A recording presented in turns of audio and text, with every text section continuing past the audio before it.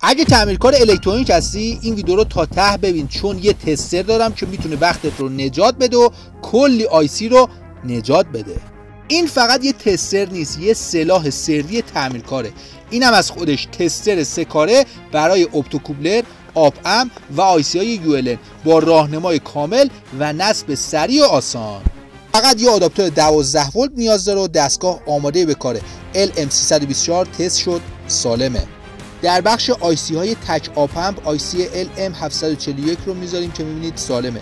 در بخش آیسی های دو آپ امپ آیسی LM358 رو میذاریم که میبینید سالمه و در این بخش هم اپتوکوبلر رو میذاریم که آیسی PC817 هستش که میبینید این هم سالمه. و حالا میریم سراغ آیسی ULN. آیسی ULN 2800 رو میذاریم که هر کانال رو به صورت تکی تست میکنه. برای دریافت لیست آیسی هایی که این تستر ساپورت میکنه و قیمت محصول کلمه تستر رو برای من کامنت کنید. این ویدیو رو هم لایک کنید و بفرستید برای تعمیرکارا.